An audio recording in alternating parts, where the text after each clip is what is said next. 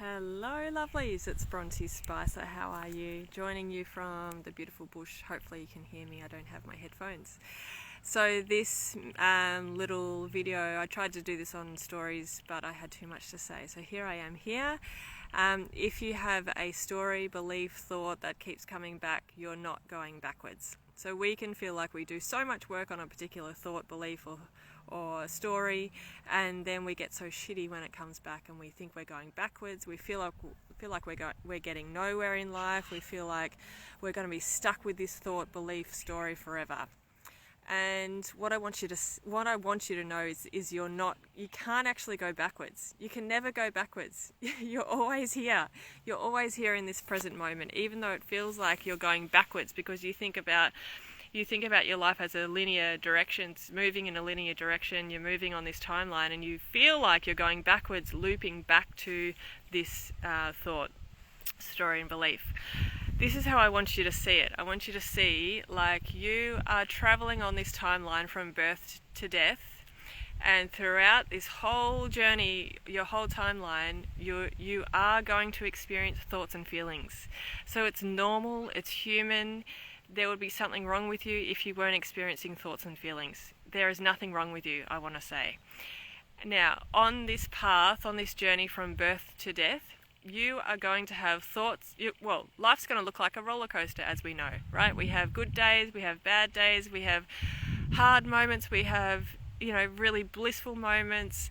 We have the full spectrum of emotions. Again, that is normal. You are normal, feeling all the full range of emotions. So this timeline, you're going from birth to death, and life is a roller coaster like this.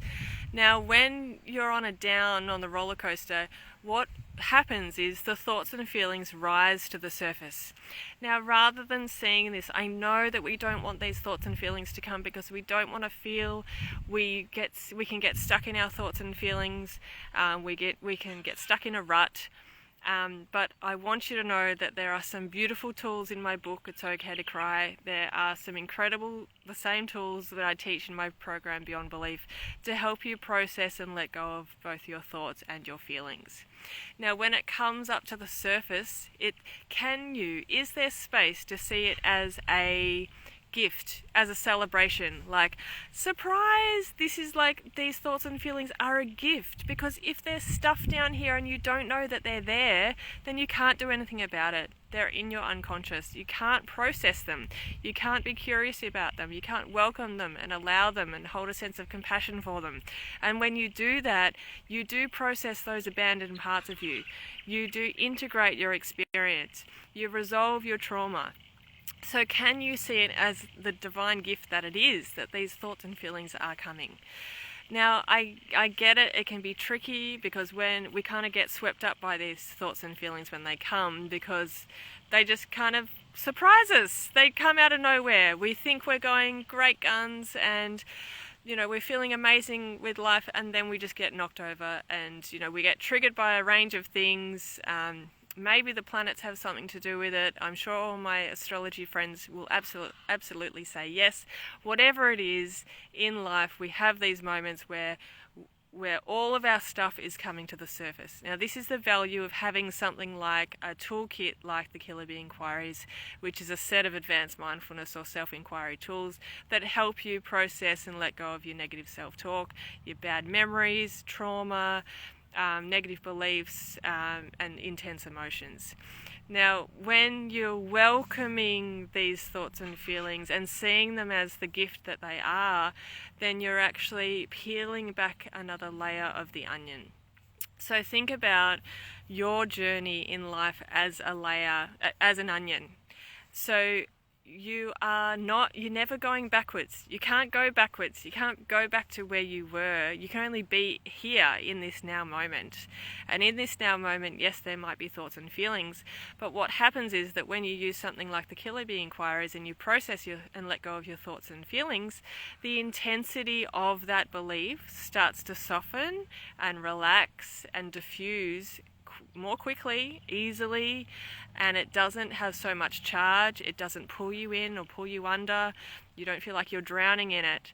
And the best way I can describe this is that it feels like water off a duck's back. So here's an example.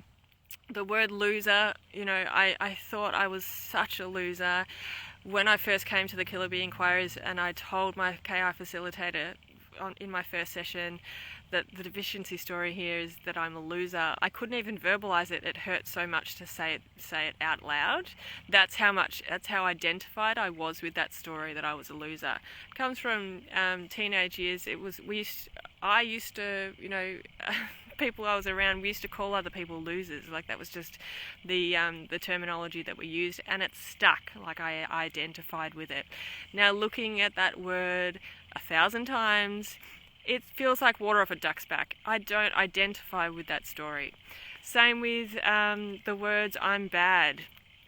This can present in lots of different ways. I'm a bad parent, I'm a bad friend, I'm a bad sister, I'm a bad mother, I'm a bad daughter, I'm whatever.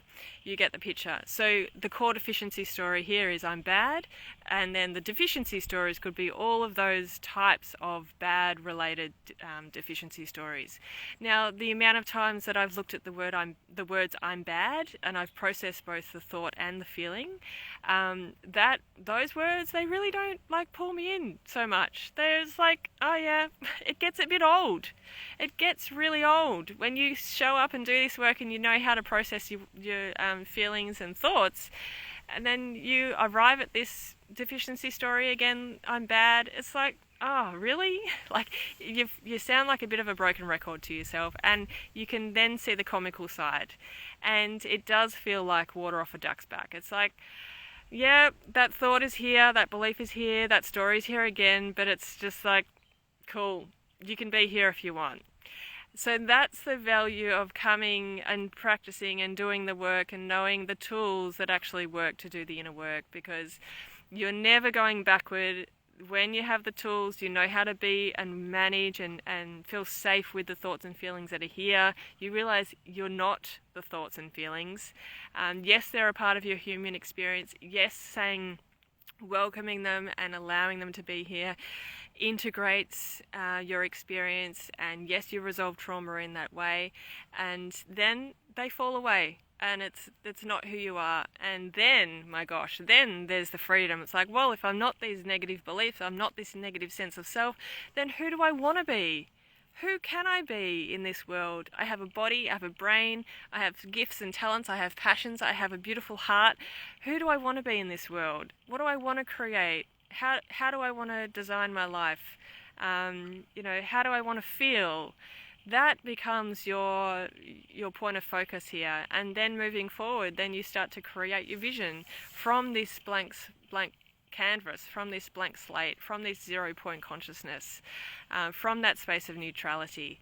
But in order to, I'm going off on a different tangent here, but to be able to do that, you actually have to process the darkness, the negativity, the pain. And I always say to everyone that I work with that your pain, feeling your feelings, it doesn't have to be painful. Looking at your memories, it doesn't have to be painful. Looking at the negative beliefs, it doesn't have to be painful, because we do it in such a safe way. We do it, with so many different tools, pendulation, titration, focus shifting, tapping, tracking, using the space, using terminology like thank you for being here, you're welcome to stay, using the inner child, using compassion. There's so many, we have so many tools to help you feel safe. We never make you do something that is painful, hurtful, or that we're trying to drag you into the water when you just want to sit on the sidelines or watch from afar. We are with you wherever you're at. And so, yeah, please know, if anyone, I just want everyone to know that it doesn't have to be painful. That was probably the most profound thing that I learned. I was my gosh, all this time I was so worried about my thoughts and feelings, and then when I learned how to just be with the thoughts and feelings, everything dissolved. The depression dissolved, my identification with my depression dissolved, because it's oh my gosh, there's nothing wrong here. There's nothing wrong with me. I just have thoughts and feelings here. Anyway, I could keep going, but I just want you to know that you're not going backwards if a thought is coming back, a story is coming up again. It just is here to be loved, to be witnessed, to be held with a tenderness and a sense of compassion. It's just, if you can think of it as just a part of you that's calling for love and attention, if you can see it as like a little mini you or an inner child or a little child that's just calling for love, care and attention. So how can you turn towards that story? And if you don't know how to do that, come and join the program Beyond Belief and we'll show you how to do that, because I know what it's like to, how do we be with a thought? Read my book and come and join the program and we'll show you how to do that.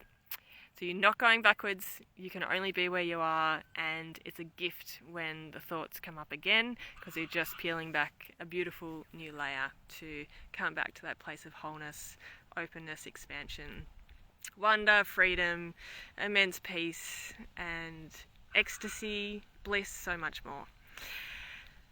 Thanks for joining me. Take care, and I'll see you soon.